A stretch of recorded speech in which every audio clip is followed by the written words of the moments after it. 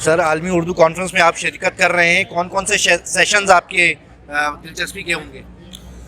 देखें जी, अदबी तमाम मवाद हमारी दिलचस्पी का है, क्योंकि ये हमारे लिए है, ज़िंदगी के लिए है। और मैं ख़ुद अपना एक सेशन है मेरा, मैं पश्तो ज़बान व अदब के हवाले से 21वीं सदी से पे बात करूँगा। और जितने सेशंस है वो मुशायरा है, डिस्कशन सेशंस है, लॉन्चिंग है और जो भी है, तो मैं समझता हूँ कि सबको इसमें शिरकत करनी चाहिए और अहले इल्म और अहले अदब की बातों को सुनना चाहिए, क्योंकि इसमें ना सिर्फ उर्दू के हवाले से बात है बल्कि पाकिस्तान की तमाम ज़बानों को यकजा करके यकजहती का अंदाज़ अपनाया गया है। तो मैं समझता हूँ कि कराची आर्ट्स कौंसिल का ये बहुत बड़ा कारनामा है।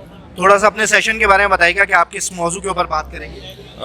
21वीं सदी में पश्तो अदब के मौज़ूआत के बारे में हम बात करेंगे।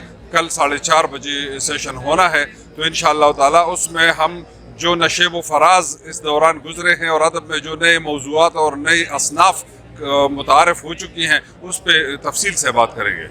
अच्छा, वाक़तन हमारे यहाँ माशरे के अंदर जो नौजवान नस्ल है, क्या वो अदब से उसी तरह कनेक्टेड है जिस तरह पुराने लोग मौजूद थे? मैं समझता हूँ कि सोशल मीडिया की वजह से नौजवान सारे कनेक्टेड हैं, लेकिन यह है कि मायार का मसला थोड़ा सा दरपेश है। मायार को बेहतर बनाने के लिए काम करना चाहिए। बाकी किताब पढ़ने वालों की तादाद अगर कम हो रही है तो सोशल मीडिया पर शायरी और अदब को पढ़ने वाले और देखने वाले बहुत ज़्यादा हैं। तो मैं समझता हूँ कि हमें सोशल मीडिया और डिजिटलाइजेशन के बारे में ज़्यादा सोचना चाहिए।